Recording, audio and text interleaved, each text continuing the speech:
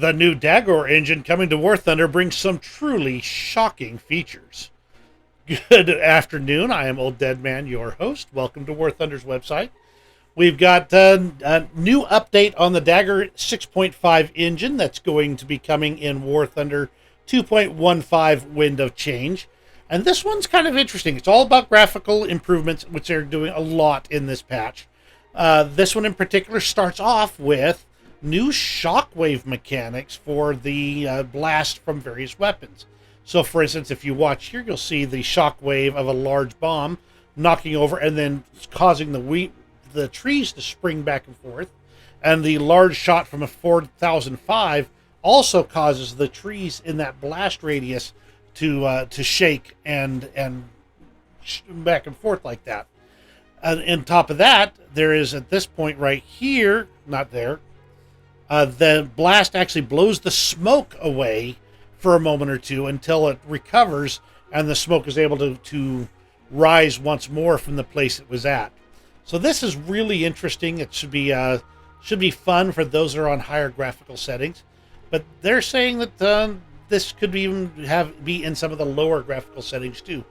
Personally, from an entirely mechanical perspective, I'm looking forward to this because it might actually identify the location of an enemy tank when they shoot even better than the normal smoke and things like that, because it'll draw your eye into where they're at, kind of focus your attention some. So keep that in mind.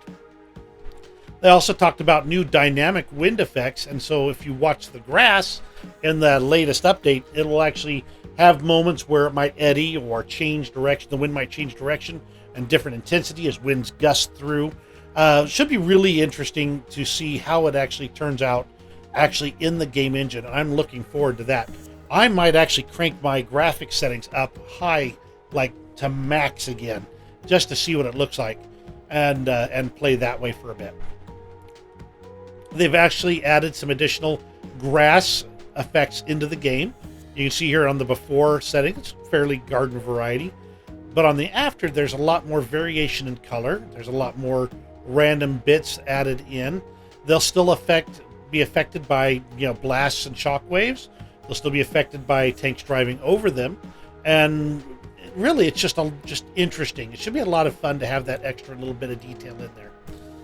And they do say, for those of you who are concerned, this addition of GPU grass should not cause any significant change in the performance of the game. Fingers crossed. I don't know how I feel about that, but we will see how that comes along, if you know what I'm saying. In addition, they've improved the shadows from things like smoke effects and other similar effects, fires, flames, and explosions. You can see here the shape of the actual shadow matches that of the smoke that is rising and billowing above, making this a much more cinematic view of what we can see here. Finally, this one's one that I caught at random when I was playing on the dev server, and that is they're adding, as they call them, micro effects. And they're all cosmetic. Floating litter in the streets, falling leaves in the forest, wind-blown dust in sandy locations, sparks next to fires burning in locations. These effects are really only going to pop up when you enter an area with one.